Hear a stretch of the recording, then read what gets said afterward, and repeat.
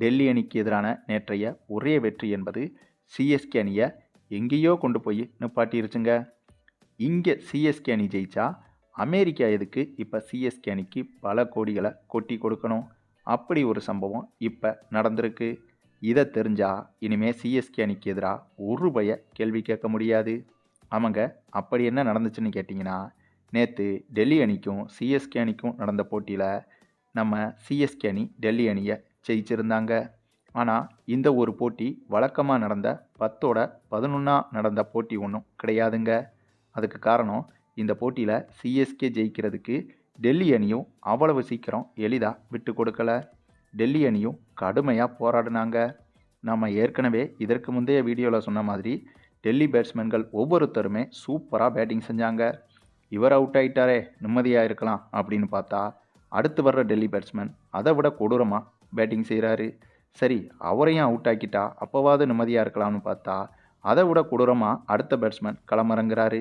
இப்படியே கிட்டத்தட்ட டெல்லி அணியில் கடைசி ஒரு 9-10 பிளேயர் வரைக்கும் பேட்டிங்கில் தரமாக இருந்தாங்க.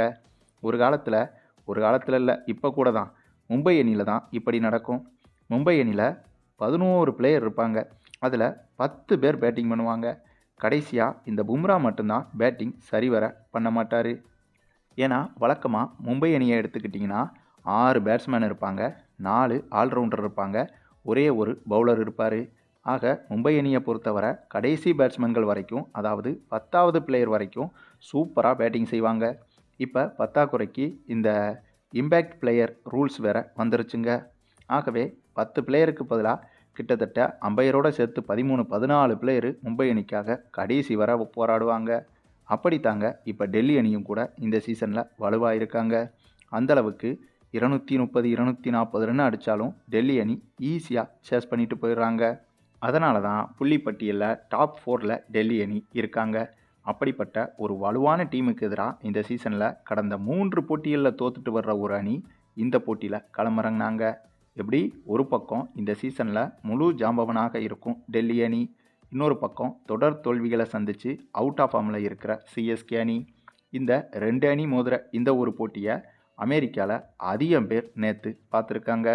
வழக்கமாகவே இது போன்ற முக்கியமான ஐபிஎல் போட்டிகள் இல்லைனா முக்கியமான கிரிக்கெட் போட்டிகள் அமெரிக்கா உள்பட நிறைய நாடுகளில் ஒரு சில கிரிக்கெட் ரசிகர்கள் இத்தகைய போட்டிகளை பார்ப்பாங்க. ஆனால் நேற்று நடந்த நம்ம சிஎஸ்கே வெர்சஸ் டெல்லி அணிகள் மோதிய போட்டியை மட்டுமே அமெரிக்காவில் வழக்கத்தை விட அதிகமான பேர் பார்த்ததா புள்ளி விவரங்கள் கூறுது. அதனால் இப்போ சிஎஸ்கே அணியை நம்பி நிறைய நிறுவனங்கள் வந்துட்டு இன்வெஸ்ட் பண்ணுறதுக்கு முடிவெடுத்திருக்காங்க. பொதுவாக ஒரு நிறுவனம் வந்துட்டு ஒரு பிராண்ட் மேலே இன்வெஸ்ட்மெண்ட் பண்ணணும்னா அந்த பிராண்ட் வந்துட்டு பிரபலமாக இருக்கணும், நம்பகத்தன்மை வாய்ந்த பிராண்டாக இருக்கணும்.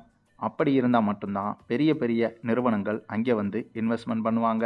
இப்படி இருக்கும்போது நேற்று போட்டியில் தொடர் தோல்வியை சந்திச்சுட்டு வந்த சிஎஸ்கே அணி, அதுவும் அவுட் ஆஃப் ஃபார்மில் இருக்கிற சிஎஸ்கே அணி டெல்லி அணியை கடுமையாக போராடி வீழ்த்திய இந்த ஒரு போட்டியை அமெரிக்காவில் நிறைய பேர் பார்த்துருக்காங்க. இது வந்துட்டு சிஎஸ்கே அணி மீதான அந்த பிராண்ட் வேல்யூவை அதிகப்படுத்தியிருக்கு.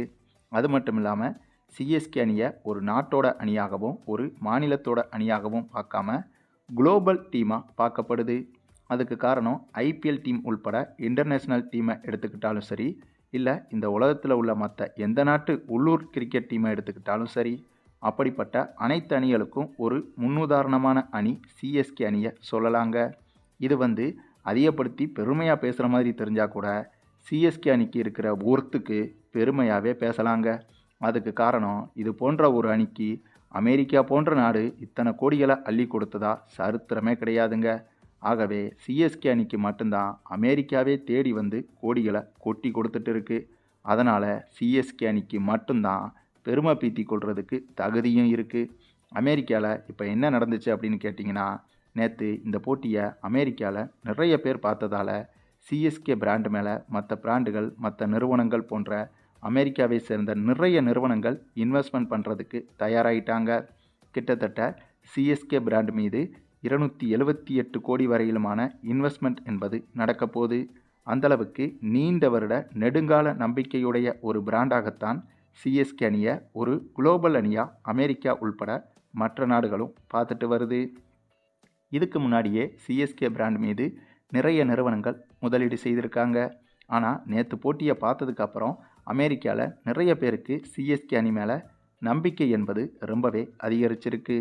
மேலும் நேற்று போட்டியில் சிஎஸ்கே அணி ஜெயித்ததுக்கு அமெரிக்காவில் ஒரு கோடு ஒன்று யூஸ் பண்ணுறாங்க. ஸ்ட்ரகிள், கம்பேக், சக்ஸஸ் அப்படின்னு இந்த 3 வார்த்தைகளை பயன்படுத்துகிறாங்க. அதாவது போராட்டம், மீண்டு வருவது, வெற்றி என இந்த 3 வார்த்தைகளையும் பயன்படுத்தி சிஎஸ்கே அணிக்கு புதிய டேக்லைன் ஒன்று கொடுத்துருக்காங்க. அதுவும் அமெரிக்கா நிறுவனங்கள் ஒரு பிராண்டு மீது அல்லது ஒரு நிறுவனம் மீது நம்பிக்கை வச்சு அவங்க முதலீடு செய்கிறாங்க அப்படின்னா அந்த பிராண்டு மீது நீண்டகால நம்பிக்கை என்பது இதற்கு முன்னாடியும் இருந்திருக்கணும், இனிமேலும் இருக்கணும். ஸோ சிஎஸ்கே அணி மீது அவங்களுக்கே அந்தளவுக்கு நம்பிக்கை இன்னமும் இருக்குது. அதுவும் தல தோனி ரிட்டையர் ஆக போகிறாரு அப்படின்னு தெரிஞ்சதுக்கு அப்புறமாவும் இருக்குன்னா அதுக்கு காரணமும் நம்ம தல தோனி தாங்க. இதை அமெரிக்கா நிறுவனங்களே சொல்லியிருக்காங்க. ஏன்னா அந்தளவுக்கு தோனி சிஎஸ்கே அணிக்கு அழுத்தமான அடித்தளத்தை அமைச்சு கொடுத்துருக்காரு அப்படின்னு அமெரிக்கா நிறுவனங்களே சொல்லிட்டு வருது. அதனால் கிட்டத்தட்ட நேற்று ஒரே போட்டியில் சிஎஸ்கே அணி ஜெயித்ததால் 14 தடவை ஐபிஎல் கப்பை ஜெயிச்சா எவ்வளவு சிஎஸ்கே அணிக்கு பரிசு தொகை கிடைக்குமோ அந்தளவுக்கு நேற்று ஒரே போட்டியில் ஜெயிச்சுட்டு கிட்டத்தட்ட 280 கோடி வரையிலான இன்வெஸ்ட்மெண்ட்டை சிஎஸ்கே பிராண்டுக்கு சிஎஸ்கே அணி கொண்டு வந்து கொடுத்துருக்கு.